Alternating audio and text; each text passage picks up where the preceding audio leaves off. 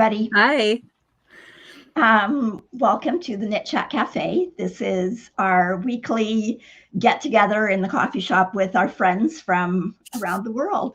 So my name is Noelle, and this is my friend Kelly. And we are both in Southwestern Ontario today. And we just want to warn you that there is a strong line of thunderstorms apparently going to go through here.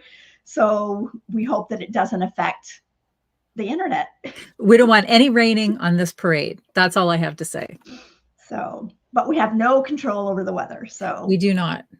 No, we do not. We had a very windy day here today. So it was crazy windy. So I guess the first thing we should just check is that if everybody can. Yep. People are already telling us we don't even have to ask anymore. So thank you for friends, that. you are so amazing. You are so amazing. Yeah. Or either that or we are that predictable, one or the other. But actually, anyway, no, we'll stick with you're all amazing. Yep. Thanks for letting us know. And yeah, welcome. So we know that people are in here so early. I know that who was it, Kelly? You said was in here first? Baja Queen. Okay. Was in here 10 hours ago, she said. And I don't know. I don't know what you were doing in here, but that's great. That is great. And I was just uploading some stuff, and I know it was before 6, and sometimes some of our comments disappear and we can't tell who was in here. But I know when I was looking at that point, I know that Amy and Frankie were having a wonderful conversation in here. Awesome. So it's so nice that it's a space where people can come in and chat about knitting and, you know, meet people that you might not have met otherwise. So that's right. Awesome. So we should. Baja was second, actually. So somebody else was even in here before. Earlier. Goodness. Okay, that's great.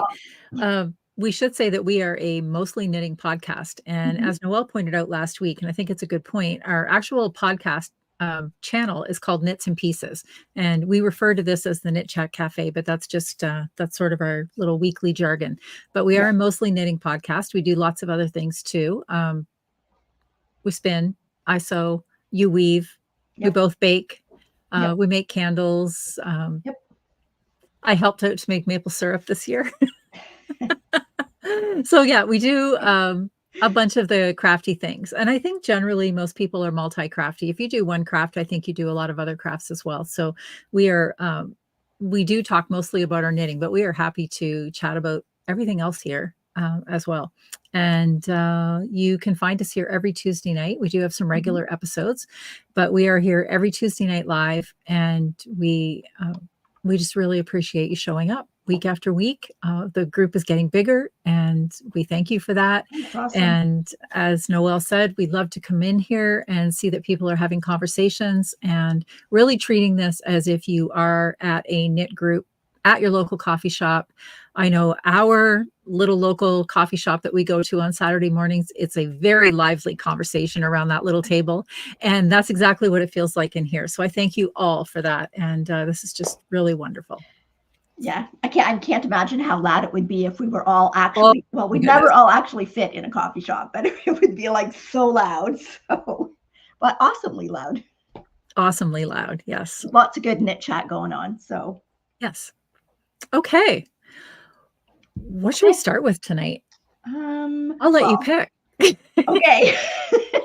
We usually always start with questions. So okay, let's do that. I have a few questions. So what were we talking about last week? We were talking about the alternating cable cast on and a coordinating bind off. Okay, so I did a little bit of research and I did find a couple. And I did try one, and I'll show you it later on because Kelly will have to be talking and I'll have to go find it. But what else is new? I thought I had everything organized here. But I found a couple. Well, actually, it was funny because I was actually doing a swatch, believe it or not. I was doing a swatch. And I thought, you know what? Like, I should just like do some rib at the end of my swatch, and then I can try a different cast off because I'm doing a swatch anyway. So that's right. You know, like multitask, right?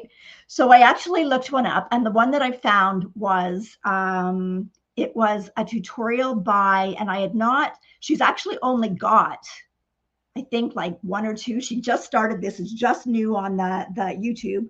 So this is Toolkit Alternating Cable Bind Off. It's knit with Cheryl Toy.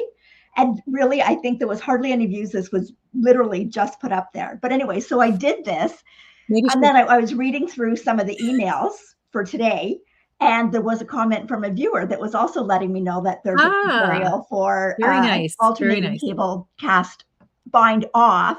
And this one was an alternating cable cast on and bind off. So it showed you both in the same tutorial by the Knitting Doctor. So I will link both of those. Now I quickly looked through them. The one that I did was a little bit different in the fact that when you were doing it, you knit and purled your stitches through the back loop, whereas in this one, you didn't. So I guess I'm very happy with the result I got. I can't say that I've tried this one, so I don't know if when you actually do it, they're any different. But I really did enjoy doing the one. And what's really nice about it is you kind of get, it looks similar to sewn bind off or tubular bind off, but you don't have to cut your length of yarn and weave it through.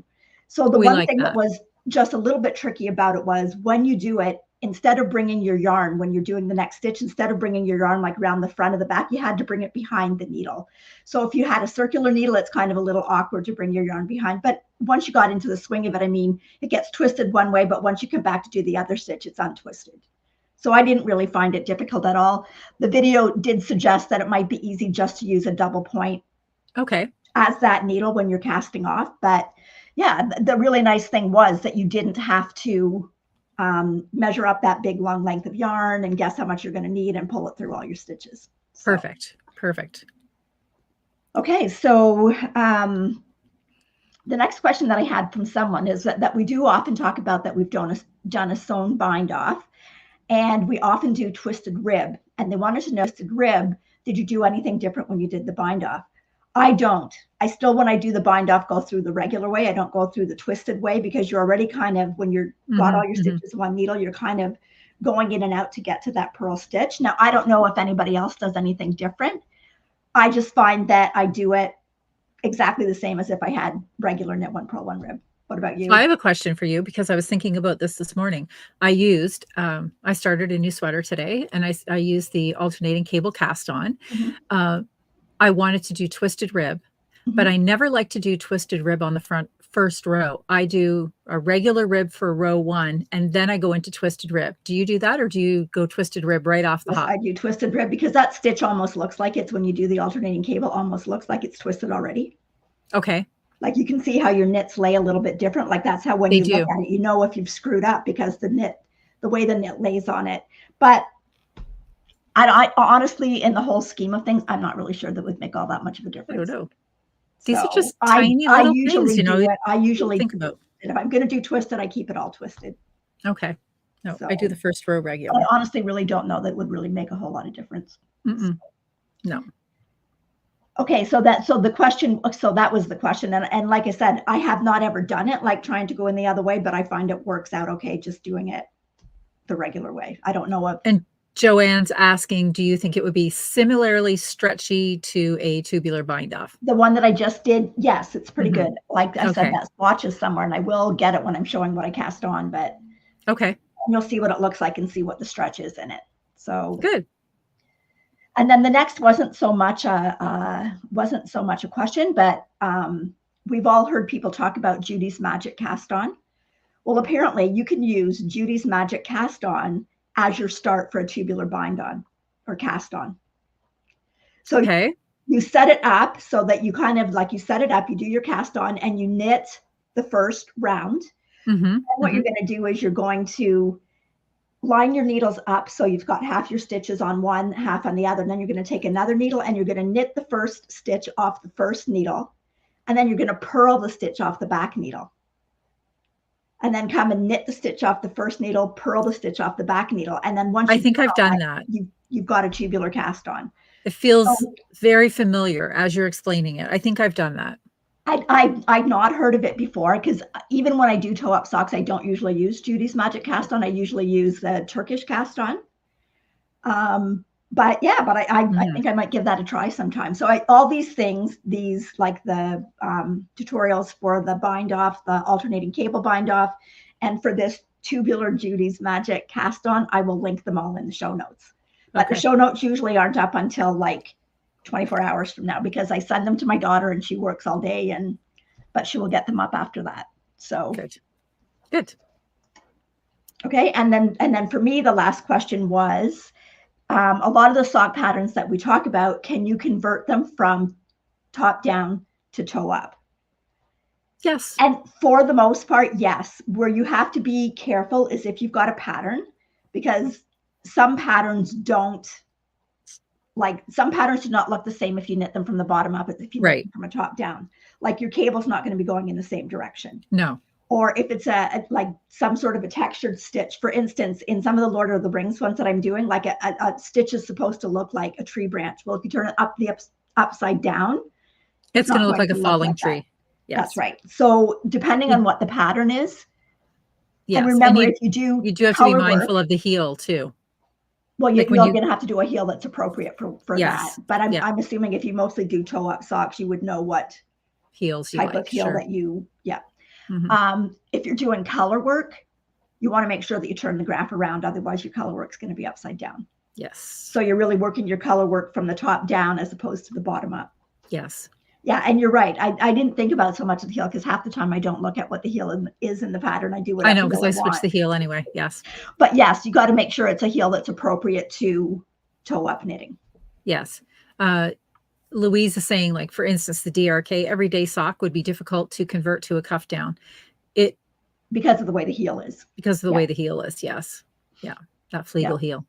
So yeah, not every pattern could be converted, but yeah, for the vast majority of them, you especially you probably can. Or a short row heel, because they pretty much fit into both a top down and a bottom up the same way. But yeah, if you're using heel flap and a gusset, you can do it, but it's worked a little bit differently. And I'm not sure how to do the Flegel heel in reverse, but there might be a way. Maybe someone knows. I'm actually wearing my DRK everyday socks today, and they match the sweater. Because they're knit in Vicky's gorgeous yarn. And I'm not going to try to get a foot up here, but yeah, they're still some of my favorite socks. Very, very favorite socks. Yeah. So, okay. That was the questions that I had. Did you have any questions? No. No, the one that I did, but I responded to it privately. So we're all good. Okay. It wasn't a public question. Okay. So do we want to do we might as well do, you know what, visitor questions there? Yeah. Hold on one second. Okay. Oh no, I had started this comment when we were talking about getting together. Lori says, have a Knits and Pieces retreat. Yes. Okay. We talk about it. Organize it. We'll come. Yes. Yeah, we absolutely talk about that a lot. And okay, then the other thing too, Stacy had a question about the podcast. She wants to know, aside from how much time we knit, how much time does it take to prep for this podcast every week? Well, we're actually getting more and more organized for the podcast. Tuesday, to be fair, I spent a good part of my day on Tuesday thinking about the podcast and prepping for the podcast and trying to cast something on. So it looks like I really actively did something this week. But the podcast itself, so we've mentioned this several times, but I'll mention it again. We use Streamyard as a platform, and it's extremely easy to use. It's very user-friendly. So we have everything basically set up from week to week in Streamyard. And we just go in and add the items that we need to add each week to show you. We add in our photos, things that are linked to our Ravelry pages, things like that. So all in all, that doesn't take a huge amount of time. It's just more or less staying on top of it. And we have it set up in such a way that we can add things all week long. So if there's something that I think I may forget, I might add it earlier in the week. And but again, that is all part and parcel of Streamyard, and they actually sponsor this channel, and we are forever grateful to them, because without this platform, I honestly don't know how we would do this. It just makes things infinitely easier. And we use Streamyard for other things as well. When we get together to have just little visits with our friends, even, we're using Streamyard because it's just easy to bring people in. So we do have a link below the channel below the video. If you are interested in finding out anything about Streamyard for yourself, then you could have a look there, click on the link. There's even a referral code. They do have a free version, but if there's something more that you feel you could do with the program, there is a discount code in there for the paid version. So you can feel free to check that out. Okay. Okay. Okay. So we should maybe talk a little bit about our knit-alongs now, because we always get to the end and then we kind of rush through them. Yes. Yeah. Okay, let me pull that up. Okay, so we do have 3 knit-alongs going on. One of them actually finishes March 31st, so you still have a little bit of time, but that is our vest or slip over make-along. And so you can choose any vest pattern, knit or crochet, and there is finished object thread on Ravelry. So just get your finished object picture in there by the end of March 31st, which is that Sunday? Is Sunday, March 31st? I believe it is. Yes, I think so. Today's the 26th. So yes. Or is it Monday? I don't know. It's not Monday, I don't think. We can do sock math. We cannot do calendar math. Do calendar math. That's right. Because anyway, so get your vest or your slip over, I guess to say it's the same thing, but get your project in there and we will have drawn for that next week. So we will. Still don't know what the prize is going to be, but Carrie says she's just finishing hers tonight. She's casting off on the neckband. Yay, Carrie. Can't wait to see it. Okay. And then we have got our year-long sock make-along. So all year long, you can knit socks and put them in the finished object. You don't have to have you can have started them whenever. You can have started them 20 years ago, but if you finish them in this year, you can enter them in the sock make-along. So for that, we do prizes every month. So every month we do both the pattern prize that is generously donated to us by Natalie from Remembrances Pottery. And we also do a sock yarn prize. So, and when we draw, we actually go back to the beginning of the year and we draw all the projects that have been in there since January 1st, 2024, up until the end of the current month. So the more socks you get in there, the more chances you have of winning. And then we will have a year-long prize at the end of the year. We'll go through and pick like a grand prize sort of at the end of the year. And then Kelly, do you want to talk about the Advent Along? Yes. So the Advent Along is meant for people just like me that have too many things going on in December, and we cannot commit to doing an Advent-y project. So what I'm actually doing, and I have them to show tonight because we're at the end of March, so I have my March progress to show. You can break a project up into 12 equal parts, work on it a little bit each month so that by December you will have your Advent project completed. And we are going to draw. So yeah, we'll have a draw next week out of the chatter thread for the Advent Make Along.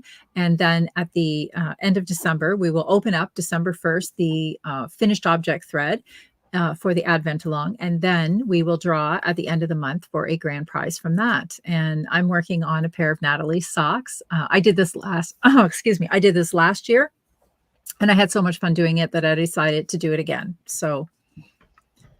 Okay. And I'm making a pair of socks a month and I'm not off schedule yet. Noelle's making a pair of socks a month and I am doing 2 stripes and a color work sock a month. So it's equal. It's all equal, completely equal. But anyway, for both of us, I would say our sock mojo is back though, because we are definitely deep into the socks. And I really wanted to cast a pair on today, but I thought, no, I had other things to work on. So I held off. I just wanted to mention too, we've got coming up on the 1st of April, we've got Haley's birthday.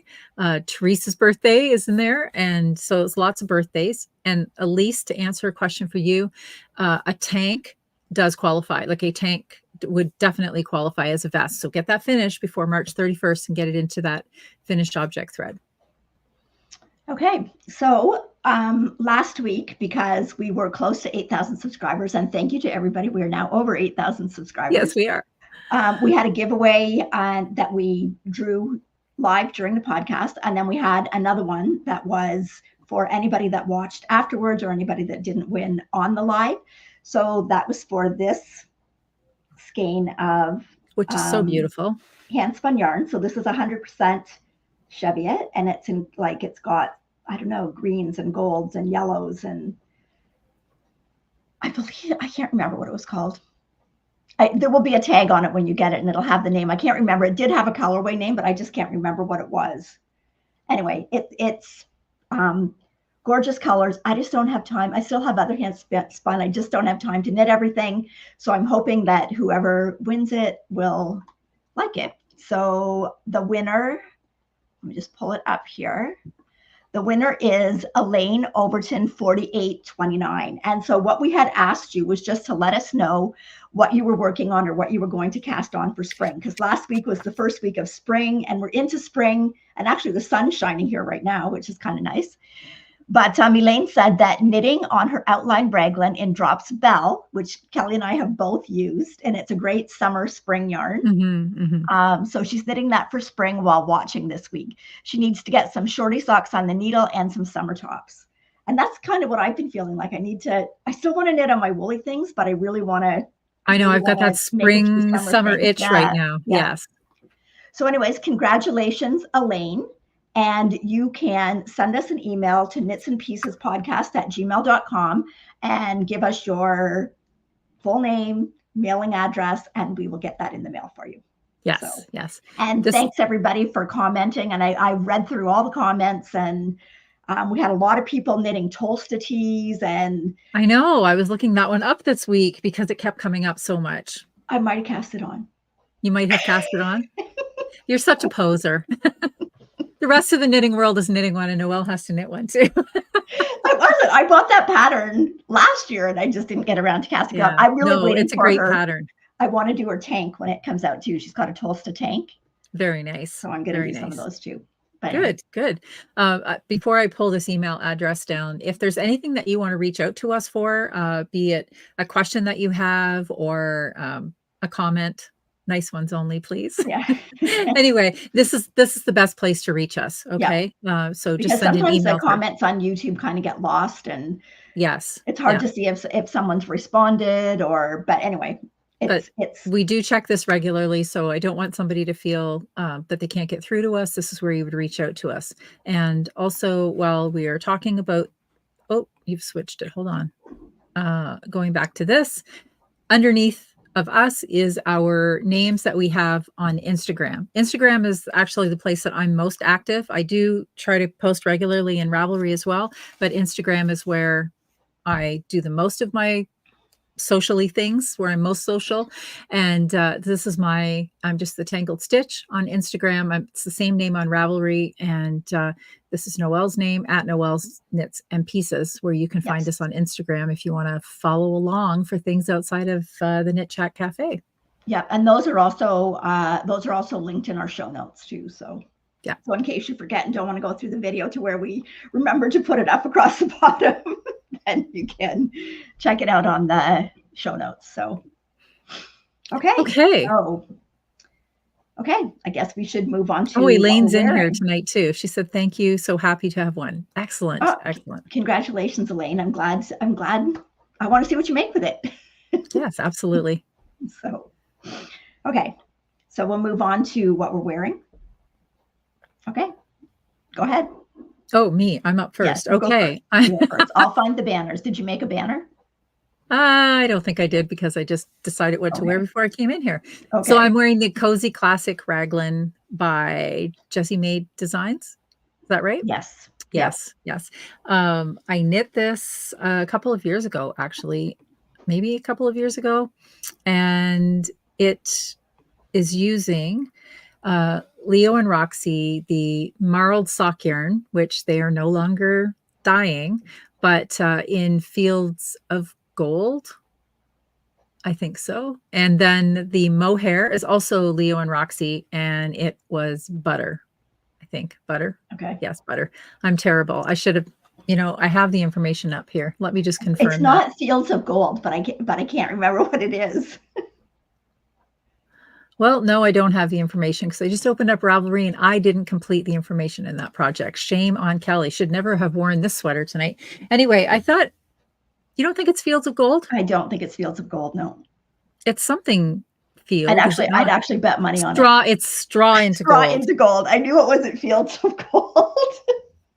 Yes, it's Straw into Gold. And I think I have this color on several bases, actually. It's a color that every time Jolynn dyes it, it just pulls me in. I can't say no to it. So I keep buying her different bases in this color, and I love this color.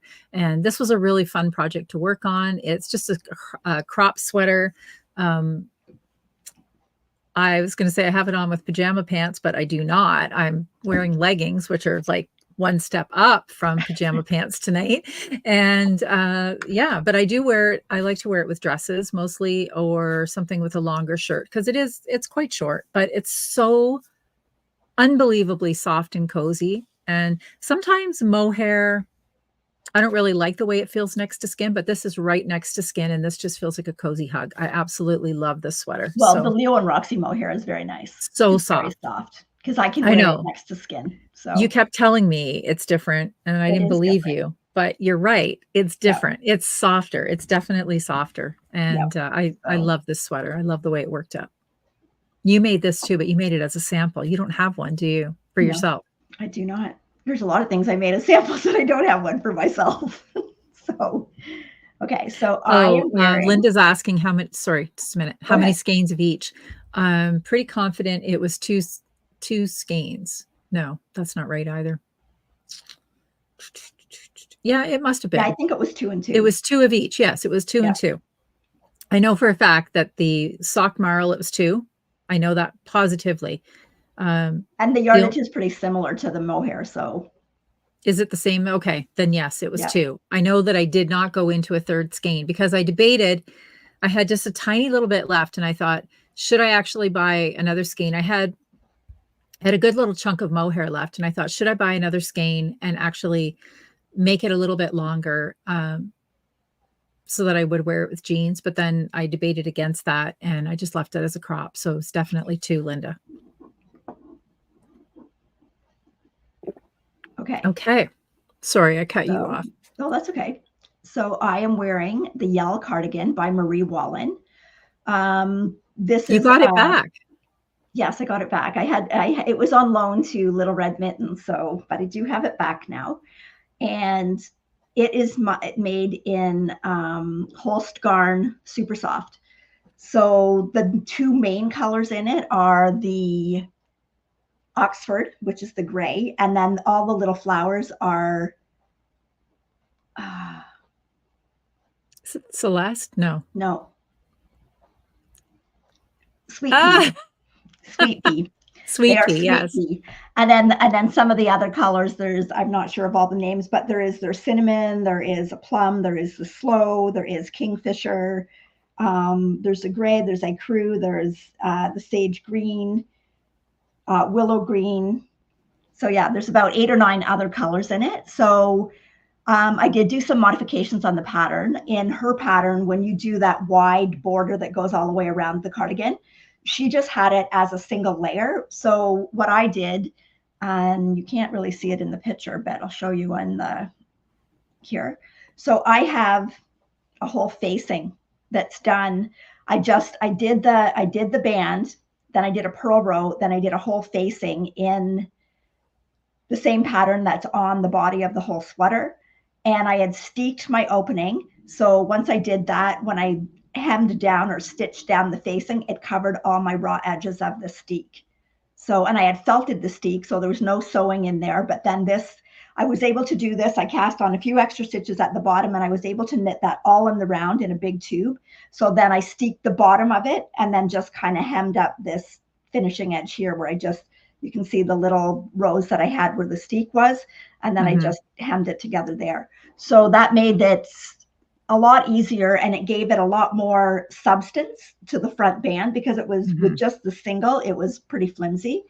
Other modifications that I did, the sweater was straight down.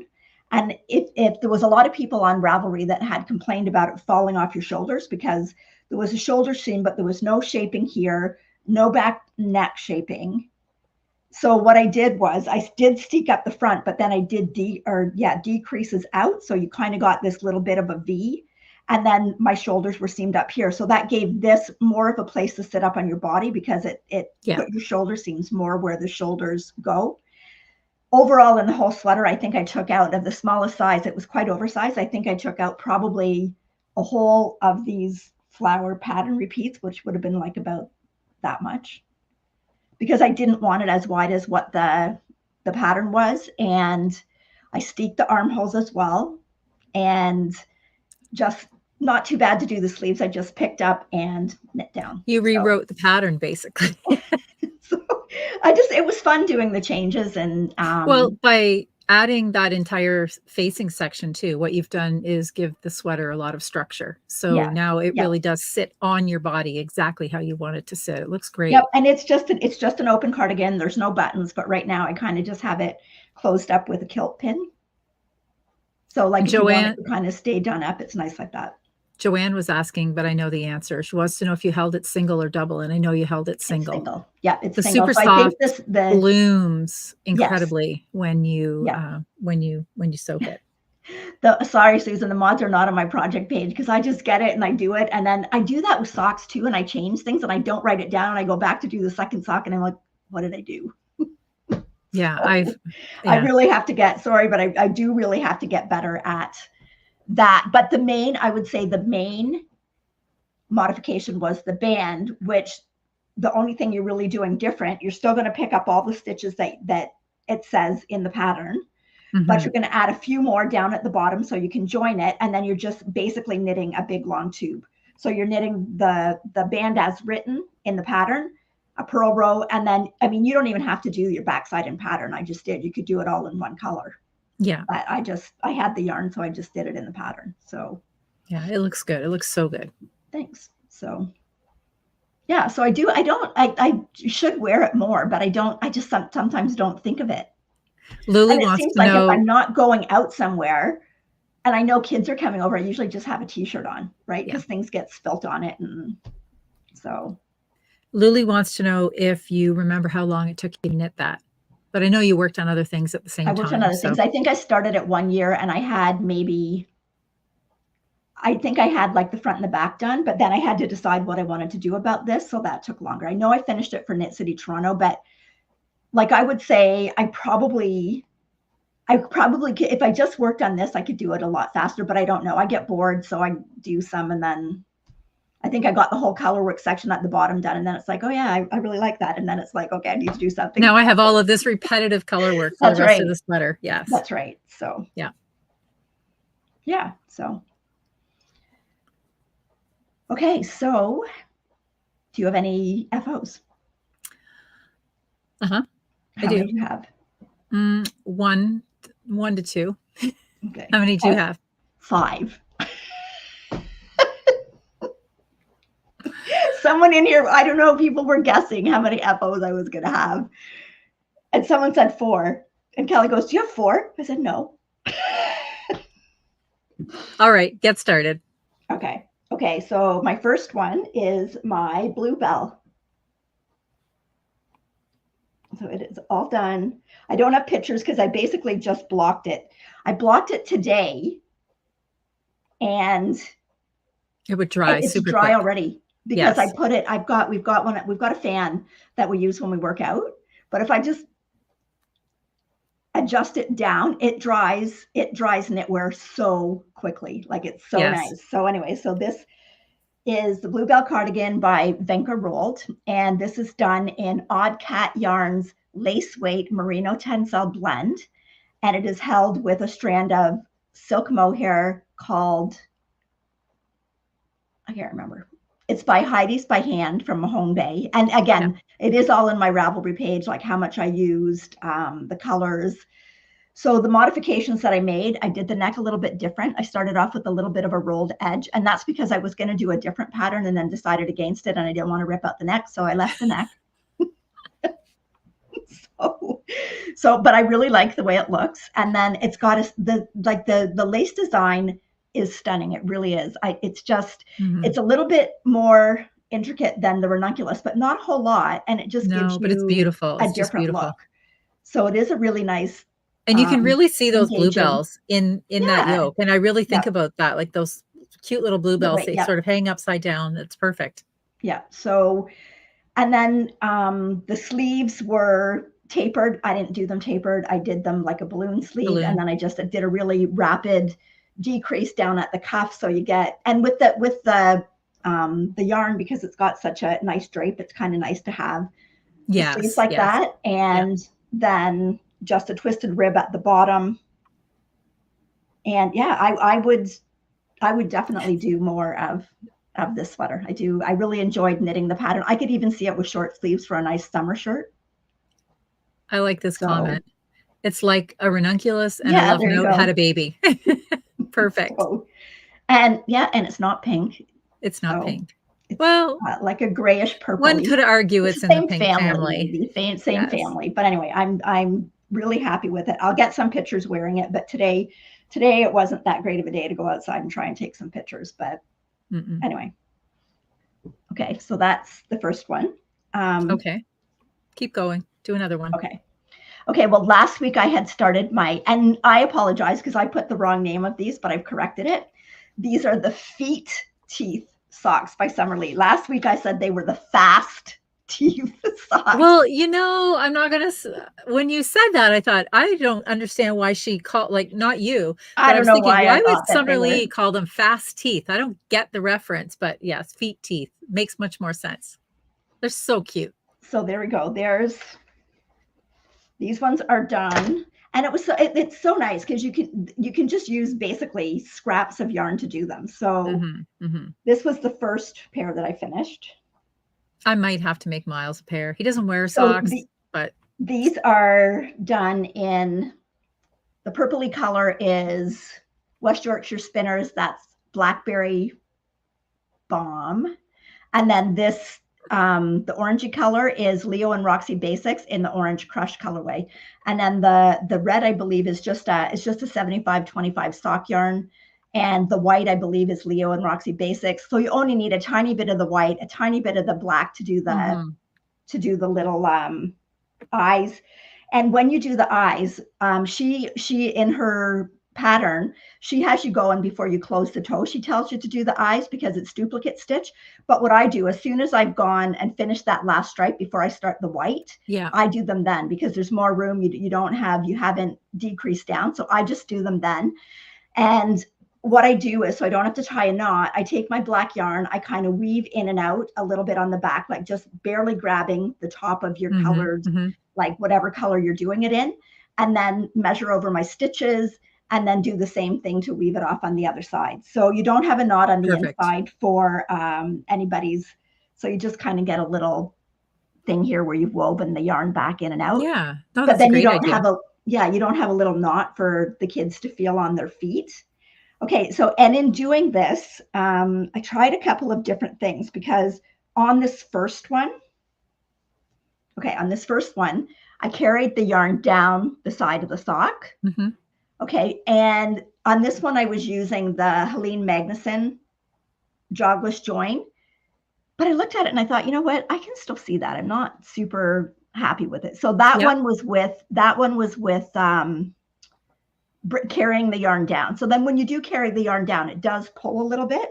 So then on this one, I didn't carry the yarn and it's a little bit better, but I had to sew in all those ends.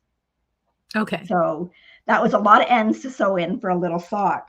So this is the next finished object.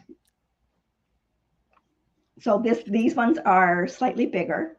So what I do differently though, when you talked about carrying the yarns, because I've done that before, at the beginning of each row, I just give the yarn a twist, almost like I'm doing in Tarja. So I don't carry it over a number of rows. I carry it each row, and I've had some pretty decent success with that when I did some striped socks. But I'm excited to see what you came up with in the next pair. Okay, so in this pair, I used a different method. And like, keep in mind, these are not block jet either. So I know when I block them, they'll be better. So in this one, it is a method by, it's Patty Lyons, actually. Okay, so, perfect. And this is it from her Bag of Tricks book? I just saw it on YouTube. I don't know if it's in the Bag of Tricks book or not. But this one, I did carry the yarn down because like doing these kid socks, that's a lot of work if you cut the yarn and have to weave it in every. Yes, it is. Yes, it is. So anyway, so I like that one better, and that's what I used for these ones. So these socks are done in this this color is actually it's called Hot Grundle socks and neon colors, and I know I bought a bunch of them at Little Red Mitten at one point, and then my in between color here, which is variegated. I don't know if you can really see that. Yeah, like a little bit. Yeah, and yellows, and so it is Leo and Roxy. It is their 80/20 sock, and that was in a bundle of hot neon minis that I got called Tequila Sunrise. So both of these pairs are actually ones that I adjusted the size for because her pattern didn't have all the sizes that I wanted. So I just modified it. So when you modify it, the only thing you got to be sure of is when you get down to these teeth down here, there's several different ways that you can do the teeth. Some of them take 8 stitches, some take 4 stitches. You just have to make sure that you've got the right repeat amount to do your teeth. Right. Otherwise, you can adjust it to whatever size you kind of want the socks to be. So that was those two, and then I might as well finish up here. Look at these. Oh my gosh. Oh my gosh. So cute. So these oh my gosh, those are adorable. So these ones are for Declan. So again, they didn't go down this small, so I had to modify. So these are done in, the blue is Regia Baby Smiles. It's baby's like first sock, and they come in just like little 25-gram skeins. And then the green in this one again is that Grundle hot socks or whatever it's called. And I had bought some neon colors in it, and again, very little in the white and the pink. Very and there's cute. The other one of those. I want to make sure you do know I do have them both done. So I have 3 more pairs to do before There's quite a Easter. few comments in here have said how easy that pattern would be to adapt into a pair of mittens too. Yeah. That'd be fun to do. Yes. Yeah.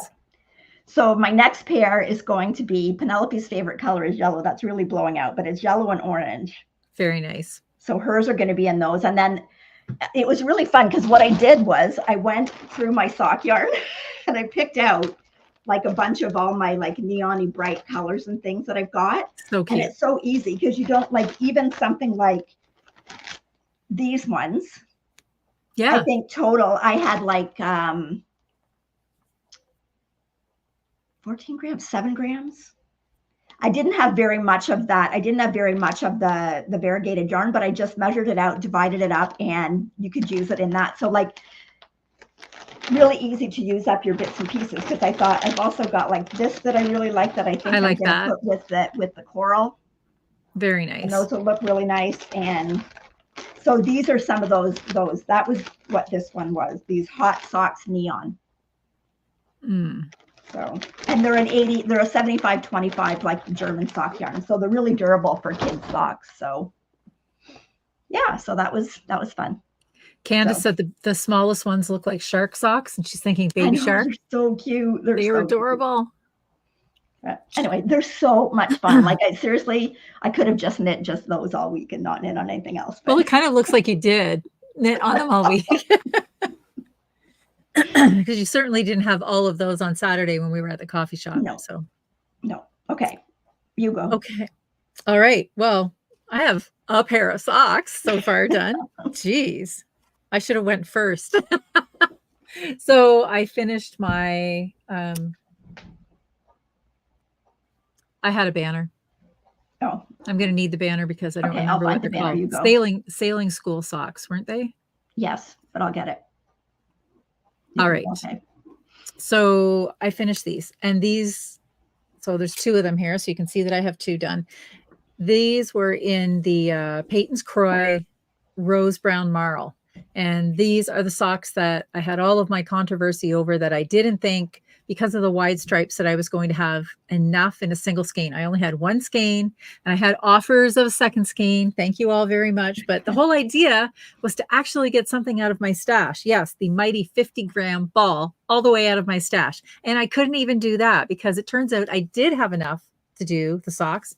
I even had 10 grams left over. So this may go to Natalie in her in her little bin of odds and sods that we save up for Natalie. And then I use the Barocco vintage sock. And I don't know that it has a color. It's just their sort of beige color to do the heel. And I only use 7 grams in here. So if you had a 50-gram skein that you wanted to go like right from cuff to toe, I still would have had enough. These are a lady's 8.5. They're my size. And I would have had enough in 150-gram ball to do this pair of shorties. But I really like this colorway. This is a gorgeous color. I know, it's a gorgeous colorway. I saw that on something. I can't remember what it was. And I thought it would be a perfect idea to use it. Someone had used that color in a color yoke in the color work of a sweater. Yes, because it's sort of it's a long repeat. Yep. So Yeah, now you have me thinking about that too. But anyway, Yeah. it would also be cute in a kid's sweater to do like sleeves in this. I saw a sweater one time for little, and it was like a kangaroo pocket, and they did the sleeves in a striping yarn as well as a little kangaroo pocket. I always thought that was the cutest thing. I never did go back to do anything with it, but I really like this colorway. And like I said, this was my palette cleanse from something else that I was working on. So I'm pretty happy with them. And yeah, I know I've got 2 balls of it. So I think I might use it in a yoke of a sweater. oh, Kim bought 4 balls of that color after seeing, Yeah, I know. I know. It's Such a that good color. Yeah, I know. Yeah. It's just, yeah, I'm really happy with it. And I like that subtle marling to it too. Yep. So, okay. So that was finished for me. Okay. You have another one, right? Yes, I do. So my next finish is my Mid-Ocean Tea by Beth McDonald Stone. That's my cast on for today. There it is. It looks so good. I'm super, super happy with it. I love it. I love the color. This has been blocked. The coast double feels amazing. It really does. It's beautiful. Will probably knit more with that combination, and I do have a whole lot of holes, so that shouldn't be a problem. Shouldn't be a problem, not at all. But anyway, so this is the size 1, and this pattern will be coming out in April. I think mid-April. I know we have to have it done. I know we had to have it done for mid-April. So what I did is I started mine with a different color.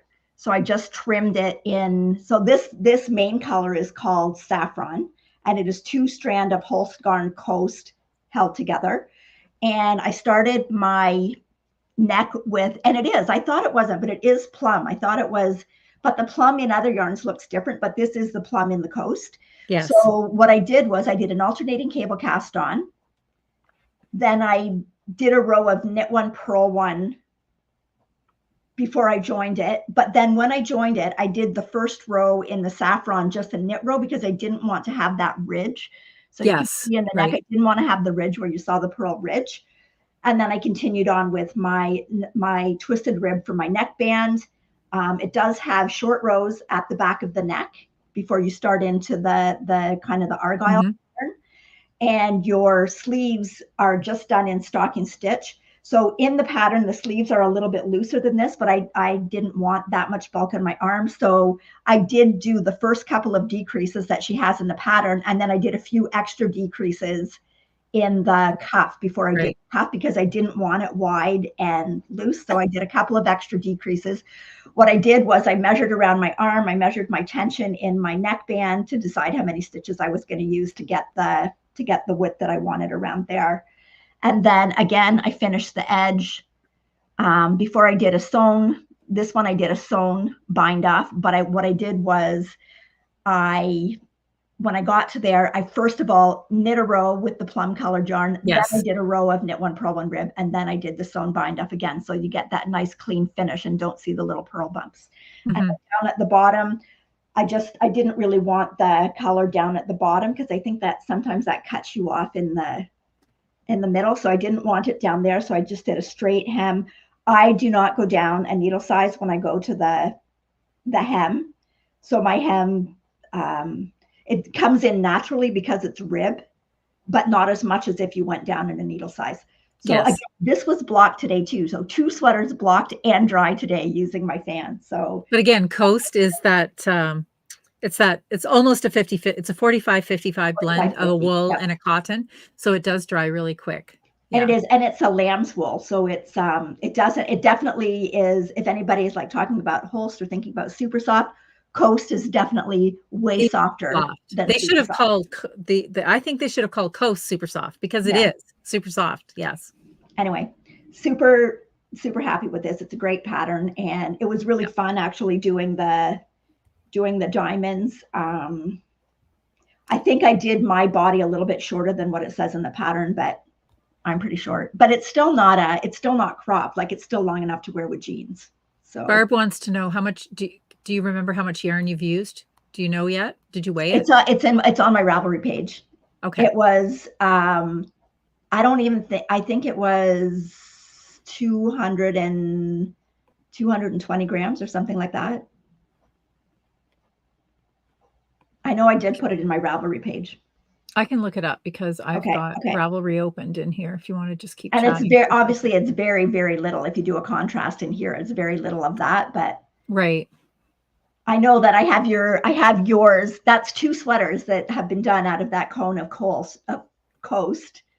And to get back to you, there's still over, there's still almost 250 grams, maybe 200, no, maybe 225. So there's still like 4 cakes and a half left in the cone. Okay. So you use 3.28 skeins according to this. So yeah, okay, so that's not even. So because what is that in grams? 164 grams. Okay, so it's only 164 grams, and that's holding it double. Yeah. So, and I did get gauge, and the gauge is 21 stitches for 4 inches. Okay. So, and I measured the sweater, like I measured it blocking, and it is. Now what I did do was I was thinking it was going to be a little bit too loose at the top, based on the top, excuse me. So I actually dropped down 1/4 of a needle size once I split for the sleeves. Choking here. Get some water. Anyway, so yeah, so it's yeah, so not a whole lot of yarn. Like the Coast has a lot of yardage. It goes a long way. It goes a long ways. Yes, it does. It's 350 meters in 50 grams. One cake in a, yeah. And a cake is 50 grams. No, that's super soft. I grabbed the wrong one. Yeah. I'm pretty sure it's 350 meters. And there is enough in that, like there's lots left for you. Like there's more yardage left than what you have of your skeins of Lucia. Lucia, yeah. Yep. So. Yeah. Candace is saying that she wants to knit that sweater in black so that she could wear different color tees underneath it, and then they'll show through the diamond patterns. So that would be, that's a really good idea. Yeah. Yep. Really nice. So yeah, and it should be out soon, and we will let you know. We'll let you know as soon as it's out. So yes, for sure. Bianca's asking if the Coast stretches out after blocking. This is blocked, and I don't find that it does. Now I don't put it in the dryer. I just kind of like squeeze everything out and then put it in the towel, roll it, step on it, and then lay it out. I have not found that it does. And there's nothing superwash in here. It's just cotton and lamb's wool. So. And I've knit with it, but not by itself. I always hold it with something else. And so I've not had any issues with it stretching. I did a couple of sweaters holding it single, and I haven't found that they stretched out. Oh, good. Yeah. So. Okay. Then the other sort of finish I have, although it doesn't look finished, but it's finished for the month, is my Advent project. And this is, so I did 2 more color bands for March. So this is where my sock is at this point. That's good. I love this sock. I love this sock. Pink. Yes, I know. I love it. I absolutely love it. So this is Natalie's cozy quilt socks. Okay, I'll find the banner. There, I've got it. Yeah. And I think I did change it a little bit though. I did a shadow wrap heel instead of an afterthought. And the reason I did that, I had a specific reason. So last year I did her, what was the ones last year with all the wording on them? What were they called? Merry and Bright. Merry and Bright socks.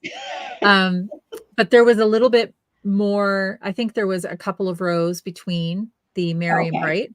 Yeah. And with this one, I was concerned, okay, if I have to do an afterthought heel, which you're going to lose a row in there somewhere.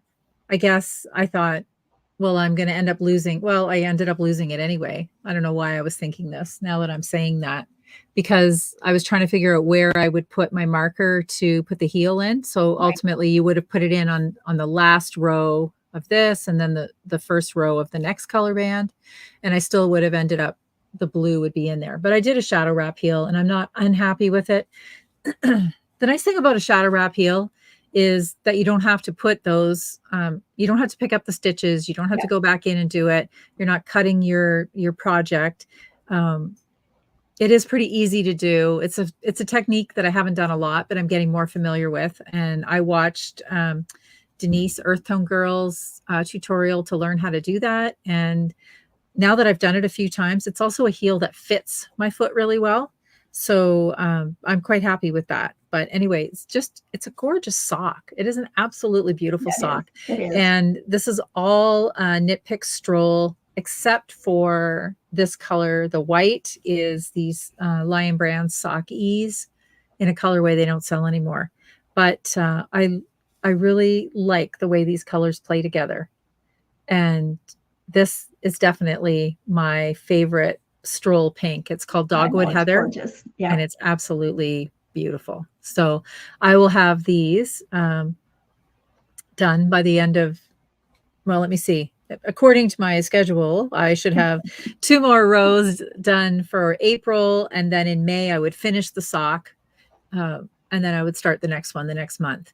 Last year, I did the socks together. So I was doing like a stripe on each sock, but that was actually tying up 2 sock needles for me. Needles, yeah. And I didn't like that. The other change that I did make, so I knit this color work in a 2.5 needle, but my foot is narrow. So once I've got the sock on, I don't need that additional width in the foot. So starting on this row here, I drop back down to my 2.25, and that's how I will finish the sock in that needle. So yeah. So have you tried them on? Someone wants to know if you've tried them on. I did. I did. Okay. Yeah. And they're perfect. Actually, I tried them on before I put the heel in to make sure it would go over my foot. And then I put the heel in and I tried them back on again. And yes, they work really well. Well, I think that's the trick, like the little bit bigger gauge on the body of the sock before gives you a little bit more room to get your foot in. And then you want your foot tighter so you can switch down because you don't have to worry about that part going over your ankle. Yeah. So for sure. Okay. Okay, so is that it? Do you have any more FOs? No. Okay. How many whips do you have? 2. Okay, I have 1, 2, 4.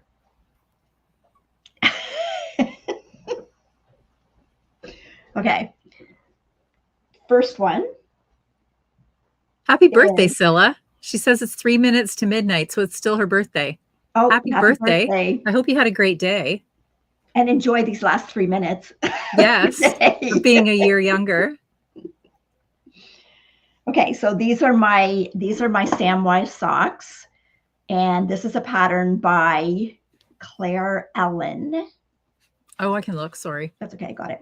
Okay. So this is the second sock. I showed the first one last week. It is done. So this is the second sock. These are my March socks. So I have to finish these by Sunday, which I think I can do. If I stop knitting fast feet or feet teeth. If I stop knitting feet teeth socks. Anyways, so these are the Samwise Ganji socks. And you can see the back of it's got the XO cable and then the seed stitch along the sides and then the front. And this is one of the patterns I was talking about where when you're wearing your sock like this, those kind of look like trees, but if I turned it upside down and I went that way, then they look like V's, right? So Sam is a gardener, so we've got the trees in the front. Yes. And yeah, so this is a really neat pattern. It's actually a free pattern on Ravelry, and I am doing a 72 stitch sock, and I didn't really make any modifications. The pattern goes down into the heel of the sock on the back, and then the sole of the sock is just stocking stitch. So it does go faster once you get down there. It's actually going faster now because I actually have been able to memorize the whole pattern. Yep, because it's easy to look at it and see, and it's like a pretty easy repeat. So it goes a lot faster when you don't have to keep going back and forth. Yeah, for sure. For sure. Where you are. So I try and do, I haven't in the last couple of days, but I do try and do a bit a day. And I know if I do some every morning, those will be finished so that I've got them done in March. And then I can start on the next pair for April. So that'll be 3 pairs done once those ones are done. And that'll be the second male pair. So then I get to go to a female pair for April. So. Okay. I am still working on my lento. I thought my lento would be done by now, but I will say when I was away last week, I didn't work on it at all because it was too warm to work on. And then well, I haven't been home a full week yet. So, yeah, I didn't get that done, and I thought I would. But anyway, I am in the last couple of days when I picked it up again, I'm actually making some good progress. So now I have a finished sleeve. And it's funny, we didn't talk about that color blocking, but I did the same thing on my sleeve too. Yeah, it looks good. And I'm really happy. So I've tried the sweater on. I know, it's a great pattern, isn't it? Yeah, it's really fun. Good. So got one sleeve done, and I've got how many rows? I figure when I tried it on, it seems to me that I'm going to have to make it so this sleeve comes probably to about there on me. Okay. And when I hold my arms down at my side, the sweater should be about the same length as my sleeves. So based on that math, I've got about 30 rows left to do, and then my bind off. And I'm knitting this in the Holst Super Soft in Slate. And I'm holding it with the Holst Lucia in Anthracite. And it is beyond cozy, but not heavy, No. Like it's really lightweight. And then I marled it. So I marled it using the Lucia in Mistral and Holst Super Soft in Iced. And it's a very, this gray was coming off as a very blue gray for me. And then when you add the blue to it, it's definitely a very blue gray. And I love the way it looks all together. So it looks great. I'm really happy with it. I don't know how much of an opportunity I'll have to wear it by the time I get it finished. I definitely have no reason to not have it finished by next week. So maybe if I can get it finished, we're going out, I think Friday night, maybe I can wear it out Friday night. So we'll see if I get that done. You'll be the first to know next week. But anyway, I'm really enjoying it. And yes, it is a pattern by Jonna Helen. And I didn't realize this. Her name changed, because when you had this up last week, I'm like, I don't think that's the name of the person that did the pattern. Yes, isn't it? No, it is. But her name used to be Taylor or something like that, because that's when I looked at it. I'm like, because I know I'd done that sort of, and I thought, I don't think that's the right name. But then and I heard another podcaster say that she has since changed her name. So I don't know whether she got married or unmarried or. Well, also she's, I didn't realize this, but she's one of the editors for the Lina magazine. Did you know that? Oh, okay. Oh, no, I didn't know that. No. Yeah. So it was all very interesting. But anyway, it's a much knit project. There's quite a few projects on there in the Lento, and it's one of those sweaters where a lot of people are very creative with what yarns and fibers that they're putting together to come up with that sweater. So there's lots, it's kind of a blank canvas, and then you can do what you want to do with it. And I don't have any color blocked sweaters, and I thought this was a really good place to start. And I'm not always a huge fan of marling, but I think in this project, it actually works really well. So I'm pretty excited to get this one done. Yeah, it is. It's a good pattern. It's another one of those patterns where you can customize it, and it actually works up fairly quickly because it's a fairly large stitch gauge. Yes. But then it also gives you the opportunity to put some different yarns together. Because I know when I did it, I put yarn, mohair, and sparkle, and it worked up. Yeah, it worked up perfectly. And it's a really nice fitting sweater. So, and that's, I mean, you can see if you go in, there's quite a few projects of it if you go in and take a look on Ravelry. Okay, so my next project is my vest number. Oh, darn. I meant to bring my sunglasses down for this project. Yeah, you should. You're probably going to need them. It is, I can't remember what number of vest it is, 2, I think, which is fine. But yes, the vest number 2, spring edition by My Favorite Things Knitwear. Ooh. And there we go. It's, I've just got to finish up the armholes and the neckband. So, but it's the way it is. It looks perfect. And I've got this black and white kind of leopardy print shirt that I think it's going to look really good over top. Wow. So bring that to Knit City. I will never lose. I know that you'll find me. I know. So I'm super happy with it. It is Leo and Roxy natural sock in the pink flamenco colorway, held with the Leo and Roxy silk mohair in the pink flamenco colorway. And I've not even gone into a second skein yet. And I think I have enough mohair to finish the whole thing. I might just be into the second skein of the sock, so I could do socks to match. That I really won't get lost. You should. So, you definitely should. anyway, yep, super pattern. It's got, again, I'll have to take pictures. I have to hold it back because it blows out if I put it up. It's got really nice detail in how you pick up for the shoulders and the way Yes, kind of yes, it you does. raise the back neck of it. And it's a little bit lower in the armhole than what I've done before, but I mean, it's not anything that I'm ever going to wear without something underneath it. And then once I put the armhole band on, it's going to bring it up a bit anyway. And yeah, I really like it. I like the shape of the vest and the fit of it so far. I mean, it's not finished. Again, I think that's another pattern that, like just it's a plain basic staple, even though it's hot pink.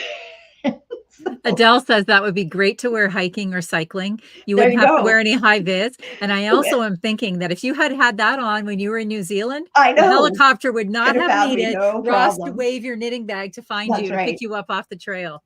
That's right. So yeah, or Katie says I could do a Sophie scarf. That's right. I could do a Sophie scarf in the pink. Yes, so. Absolutely. Absolutely. Anyway, yes, I should. Darcy, I should do pink and orange striped knee highs. I love pink and orange together. Okay. So Kelly, what's your next one? Okay, so my next one, I cast this on today. So this is a very new project, but I'm also knitting the mid-ocean tee or testing. Although I already told Beth it's not going to be done for April. But I should have taken it away with me when I went to BC because the weather was nice enough that I could have actually worked on it out there. But so all I have done is the neckband. Oops, that's the inside. There we go. I'll show you the right side. It's pretty. So I love this really color. Pretty. So the colors are beautiful. And I'm not using 2 strands of coast. I'm using 1 strand of coast. And this is thistledown. And this is the Titicaca in lupine. And so they're ever so slightly different. Yeah. I find that the thistledown has a wee bit more blue. But when you put them together, you get just this really beautiful color. So well, it's kind of it's a little bit darker than the color of the bluebell that I did, but it's kind of like that greenish, purplish color that. Yes. Yeah. And I think this will go, I've got a few things that I'm thinking of that this will work with, namely a denim dress that I really like. It's just a sleeveless denim dress. I think it will look really good with this.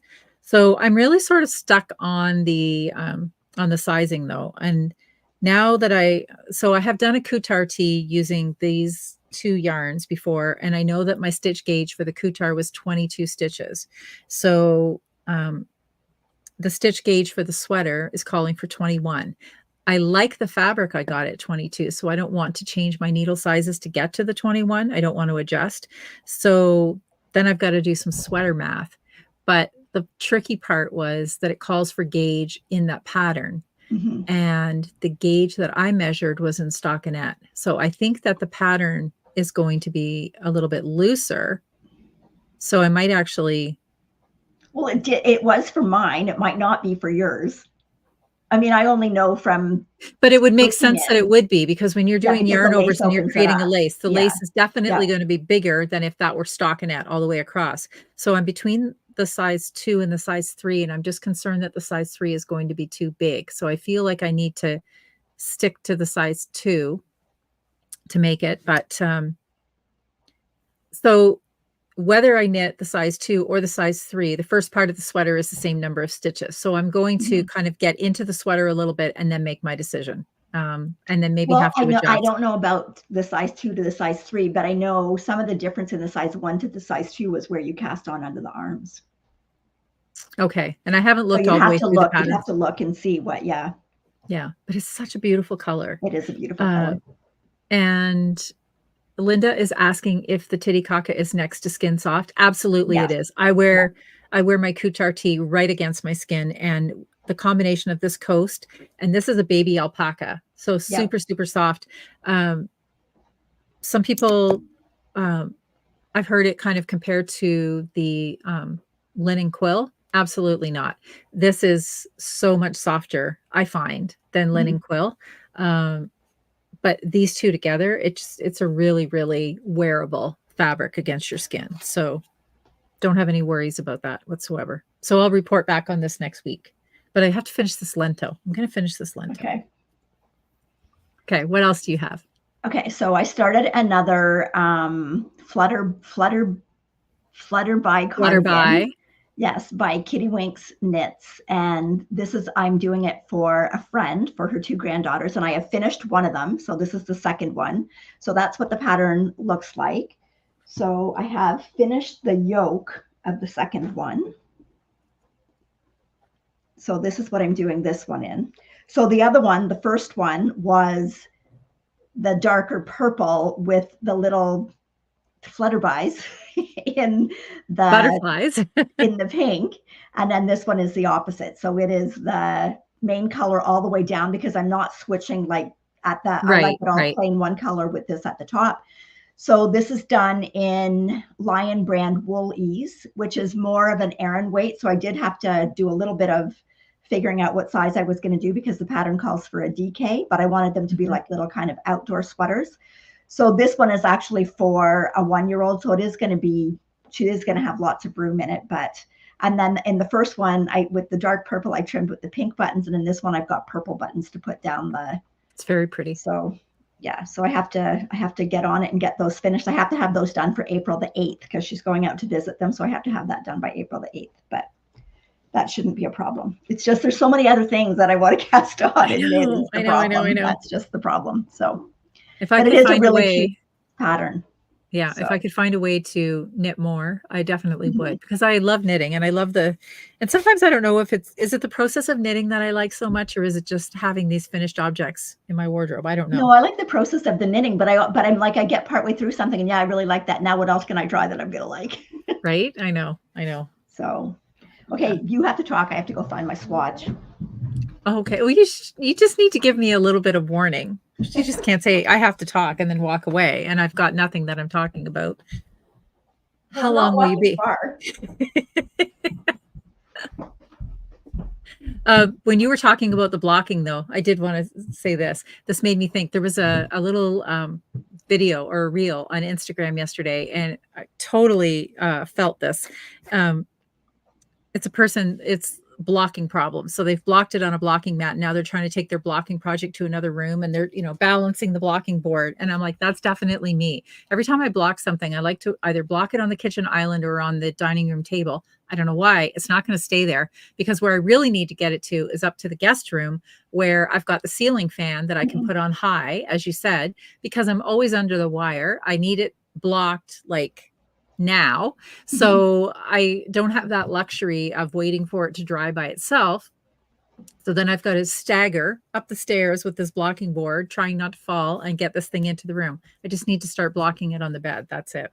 I block mine on the floor in the basement. Like, I've got my blocking mats out. My tub for soaking it is all right there. Once I'm done with the towel, squeezing it out, the towel goes in the washing machine. So everything's all in the one place. And that's where my fan is for working out. So I just tilt it down over top, and literally, honestly, some of the things are dry within an hour. So, okay. So, here's my swatch. And it's a pretty big swatch. Oh, pretty big. It's huge. It's huge. Anyway, huge. This is a new yarn that I'm trying out, and look at, so there's my edge. So that was where I did the alternating cable cast off. That was the one. Yes. That I'm going to link in the show notes. And I actually really like it. I think it looks pretty good. Okay. But you swatched back and forth. You didn't swatch in the round? No, come on. I just needed to get my gauge does not change that much from in the round because there's lots of projects that you do that you knit the top before you join up, like a lot of the vests, you're knitting back and forth for the top and the back before you join under the arms. But this is a new yarn by the Knitting Loft. It is called Cardi. Here's what it looks like. Very nice. So it is 50% merino, 50% hemp. Ooh. So it is a DK weight yarn. Nice. There is 236 meters or 260 yards in 100 grams. They've got absolutely gorgeous colors in it. This color is called Coral Crush, and this is what I'm going to do a lento in. But I'm going to also put some of this in it. I don't know if you can see the sparkle. Is that Care? No. No? No, this is another new one. This one is called Twinkle. This is another Knitting Loft yarn. It's called Twinkle. It is 30% kid mohair, 24% polyester, 31% acrylic, 10% polyamide, and 5% payette. So even it's got like a strand that's silky, but it's also got little tiny little sequins in it. It's beautiful. How did I miss all of this on their website? I don't know. I got distracted by their box of socks. Have you seen that? Yes. That's a very clever idea. An entire by Poppy Knits. Yes. An entire box of yarn that could give you 12 pairs of socks. They're gorgeous colors too. Okay, so I started my Tolsta tee. Oh, it's nice. And I've trimmed it with this little paillette. So now what I'm going to do is I am going to knit. There was an example. When you get the Tolsta tee, it's a great pattern. She's got so many variations that you can do in there. But let me just bring up just in case you don't know or haven't seen it, I'll bring up a picture here. Okay. Okay, so there's Rebecca's striped version. And so this is the Tolsta tee. It is by Rebecca Clow.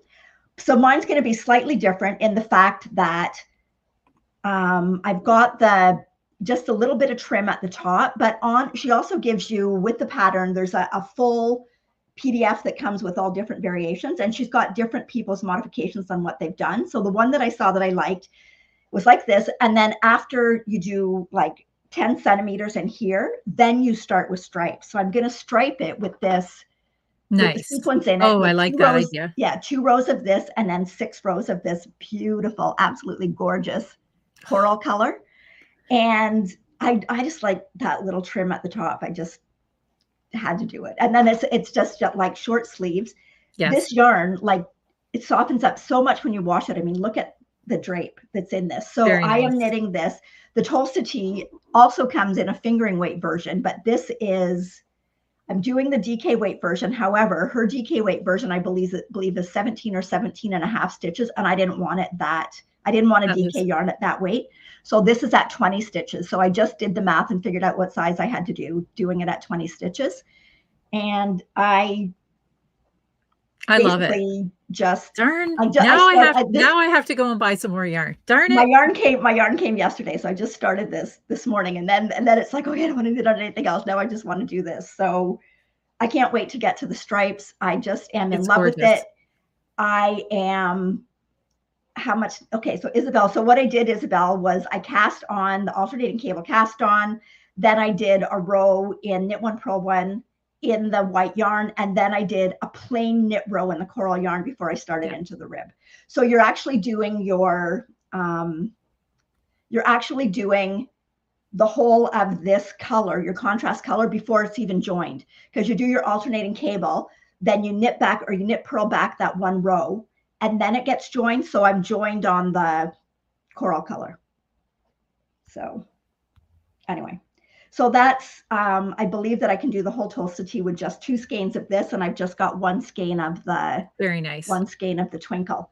So then I also got another color in the, look at this color. Oh, I love that color. So this color is called Rhubarb, and I want to do a cardigan in this one. I got 4 of this one that I'm going to do a cardigan in. I just haven't decided what cardigan I'm going to do yet, but so pretty. I can just see.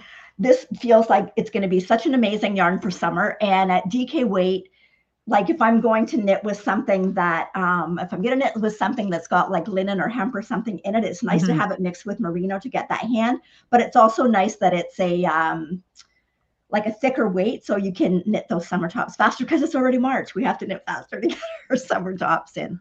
So yeah, this color, and you can see it's beautifully tonal. It's called Rhubarb. Really gorgeous. And with this one, I am not going to alternate, because with the stripes, it's going to break it up. So even if there is a little bit of difference, I can just put the change out of stripes. So yeah, so gorgeous, gorgeous yarn. Very nice. Very nice. And this one, these are 50-gram balls, 150 or something, whatever I said there was in here. Perfect for like a Sophie scarf or some little scarf, just to give you that little, I don't know, like sparkle without overly, like this is way toned down sparkle from what I had. Like, but Noelle, seriously though, can anybody be just too blingy? This is a serious question. No, they cannot. Anyway, but yeah, so there was some nice colors in that would make, anyway, I love it. It was so much fun. I love getting, I'm sorry, wasn't supposed to buy yarn. I love getting yarn in the mail. I know, but you didn't even tell me that you were ordering yarn. And now I have like FOMO. I've definitely missed out. Now I'm going to have to go and buy yarn. Anyway, love it. So, well, I was going to wait till we went and feel it. And I thought, but I want to wear it. So. Absolutely. It's gorgeous. I can see why you couldn't wait. I love it. It's really beautiful. I mean, it's, like I said, I like, it seems like summer patterns, if you do them in like a really fine linen or a really fine cotton, they take forever. But the fact that you're doing it in a DK yarn, is so much faster. Absolutely. And yet it's still, like I said, like the drape is still perfect for a summer garment. So yeah. Anyway. So okay, that's your acquisitions then for the week. You didn't buy anything else, did you? No, well, not that's here yet. Oh, not that's here yet. So you did buy some more things. So anyway. Okay, so I bought a pattern this week, but then I bought some fabric. So this is a little bit of sewing, but I've had my eye on this pattern, and I happened to go to the States and it was there, and it's much cheaper to buy the patterns in the States. So it's another apron dress. And how can you say no to an apron dress when the person on the pattern is also wearing clogs, right? Look at this. Yeah, there you go. So this is super cool. So the way this apron works, you have to picture that this is exactly the same in the front as it is in the back. So you think about like the bib part that goes over, and then an apron shape goes out this way, and then you would tie it. Well, the way it's constructed, it's the same in the front as in the back. So you can either tie it to the back or you can tie it to the front. So here's a picture of it tied to the back, and then likewise a picture of it tied to the front. This one down here is slightly different. I don't know if I'm into that one yet, but anyway, here's what I came up with. I found this fabric. I just have to show this to you. This is stunning. This is absolutely beautiful. It is a chambray denim, and it's completely embroidered on the bottom. Look at that. Look at that beautiful, beautiful embroidery. So I am doing. So that's embroidered on there? That is all embroidered. Yes. Wow. Look at that. That's gorgeous. And it's done like sort of in these gradient yarns, because it kind of like here, you can see where it sort of changes, the blues change as it goes along. It's so beautiful. So what I am doing is I'm doing this one here. So my embroidery will be from about like here down. Okay. So obviously I'm not putting pockets on it. But anyway, I absolutely love it. But this fabric is so beautiful. And then I got nervous. What if I don't like it? And I don't want to wreck this, because I don't know, like I have hips. So I'm not sure what this whole apron thing is going to look like over my hips. So I got nervous, and I thought, no, I better not go right at this. I better do something as a muslin. Oh, yeah. So I went into Fabricland, and then I found something that was like a third of the price, but I equally love this. So just wait until you see this.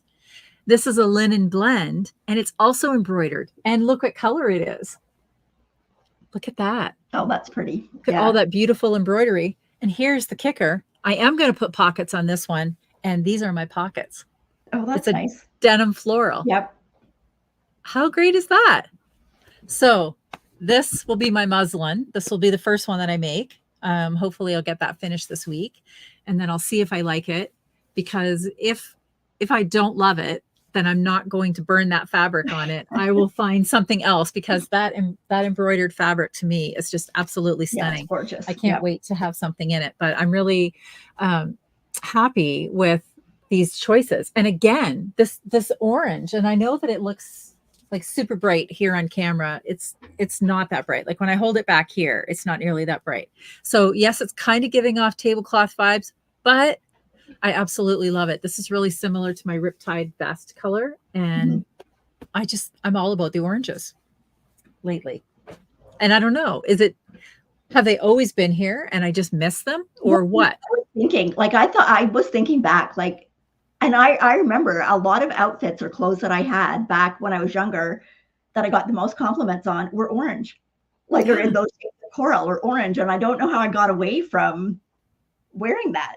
Yeah, I think I don't know. I don't know.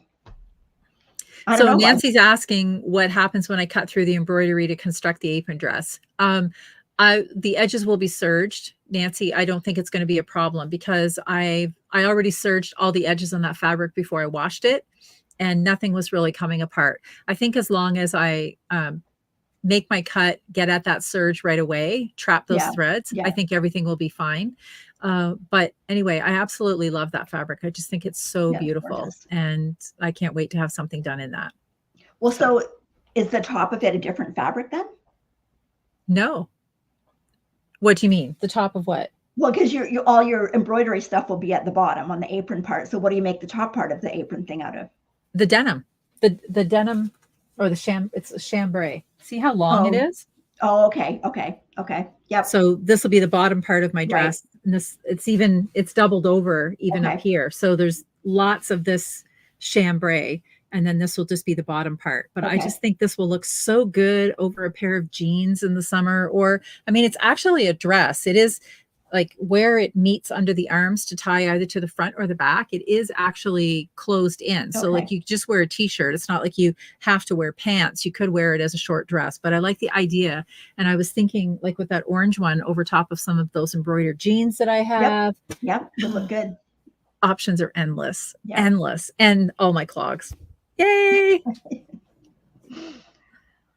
Anyway. Okay.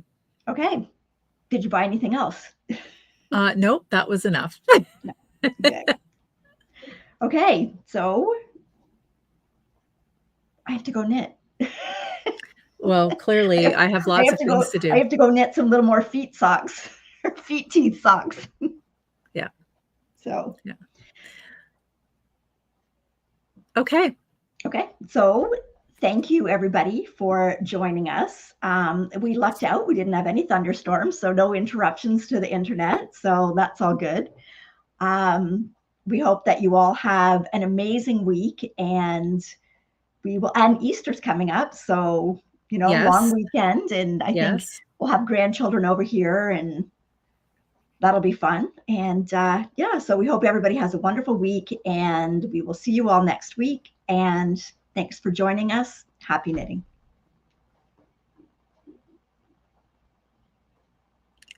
Oh, we're on the wrong slide. There we go. I'll get there. Take care, everybody. Bye.